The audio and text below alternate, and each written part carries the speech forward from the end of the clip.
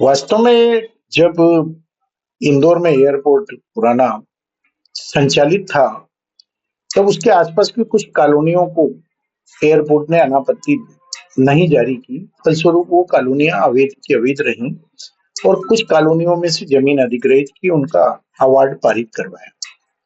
उसी में श्री कृष्ण नगर, जो बहुत पास कॉलोनी है लेकिन अवैध कॉलोनी है, वो बार बार वैध होने के लिए एयरपोर्ट से एनओसी मांगती है। एयरपोर्ट विभाग पत्र जारी करता है कि हमारी जो 30 आरे जमीन है, जिसका अवार्ड 1981-82 में पारित किया गया था, और संस्था ने पैसा भी प्राप्त कर लिया।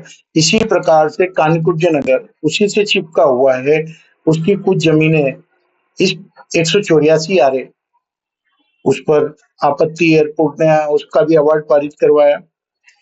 इसी प्रकार से अंबिकापुरी एक्सटेंशन, जिसका खसरा नंबर 353, छोटा बांगड़दा, 560 आरे, एक बहुत बड़ा रकबा, उसका भी अवार्ड पारित कराया संस्था ने। उसमें भी शायद पैसे ले लिए या नहीं लिए। तो एयरपोर्ट विभाग ने इन जगहों का अवार्ड पारित करके इसके लिए नामांतरण की कार्रवाई करने जा रहा था, तो इसको मैंने जनता के साथ जाके विरोध करके रुकवाया था। अवार्ड इतने साल पुराना है, लेकिन सवाल ये उठा कि जनशक्ति नगर को आपने कैसे एनओसी दे दी, और अभी एयरपोर्ट थाने के जस्ट पीछे पुलिस विभाग कैसे निर्माण कार्य कर रहा है। जब आप नया पुराना टर्मिनल भवन वापस उपयोग में लेने आ रहे हो, तो निश्चित है कि पुराना रनवे, अप्रोच लाइट, फनल क्षेत्र, ये पूरा का पूरा फिर काम आएगा। तो ये फायर ब्रिगेड तक, किला मैदान तक 32 फीट तक इससे ऊंचा आप निर्माण नहीं कर सकते।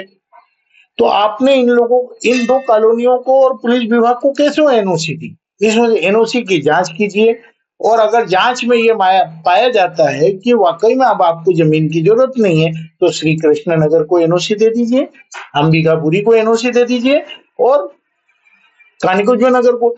गरीब आदमी मरता रहे, और अधिकारियों की कॉलोनी और पुलिस विभाग जो कानून का रक्षक होता है, उसके लिए कानून के विरोध में जाकर के आप काम करोगे? इसलिए मैंने आपत्ति पहुंचा दी। जनता की लड़ाई है, हजारों लोग प्रभावित हैं, और ये लड़ाई लड़कर हम बताना चाहते हैं कि एयरपोर्ट विभाग की दोहरी नीति कैसी है। किस किस को लिखा आपके द्वारा? एयरपोर्ट डायरेक्टर को, मंत्री जी को विभाग के, और अब सांसद जी को भी इसकी एक कॉपी जा रही है।